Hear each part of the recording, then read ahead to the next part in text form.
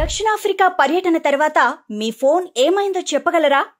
అన్నమయ్య జిల్లా ములకల చెరువులో నకిలీ మద్యం తయారీ యూనిట్ బయటపడిన వెంటనే మీ మొబైల్ అదృశ్యమైందా? అందులోని ఆధారాలు బయటపడతాయన్న భయంతో ధ్వంసం చేశారా? ఇవన్నీ నకిలీ మద్యం కేసులో ప్రధాన నిందితుడు అద్దెపల్లి జనార్దన్ రావును సిట్ అధికారులు అడిగిన ప్రశ్నలు అని సమాచారం.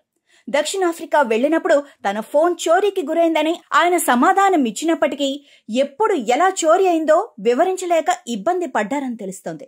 అక్కడ జయచంద్రారెడ్డి ఆహ్వానం మేరకు డిస్టిలరీ ఏర్పాటు కోసం వెళ్లానని చెప్పిన ఆయన ఫోన్లో కీలక లావాదేవీల వివరాలు ఉన్నాయా అనే ప్రశ్నలకు మాత్రం సమాధానం ఇవ్వకుండా మౌనం వహించినట్లు తెలుస్తోంది. విచారణలో భాగంగా సోమవారం 4వ రోజు విజయవాడ తూర్పు ఎక్సైజ్ స్టేషన్లో సిట్ అధికారులు జనార్దన్ రావుతో పాటు ఆయన సోదరుడు జగన్మోహన్ రావును కూడా విచారించారు. ములకల చెరువు యూనిట్ ఏర్పాటులో జయచంద్రారెడ్డి ప్రమేయం ఉందా అని అడగ్గా లేదని ఆయన స్పష్టం చేసినట్లు సమాచారం.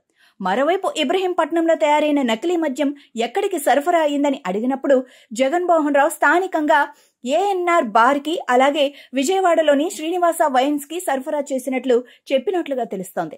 శ్రీనివాస వైన్స్ లో తమకే భాగస్వామ్యం ఉందని, నిర్వహణ బాధ్యతలు చూసే కళ్యాణ్ సహకారంతో గుట్టుగా అమ్మకాలు సాగించామన్నారు. ఇక గోవాలోని ప్రత్యేక బృందం కూడా దర్యాప్తు కొనసాగిస్తోంది. అక్కడి నుంచి నకిలీ మద్యం తయారీకి ఉపయోగించిన స్పిరిట్ సరఫరా చేసిన వ్యక్తి కోసం గాలింపు కొనసాగుతోంది.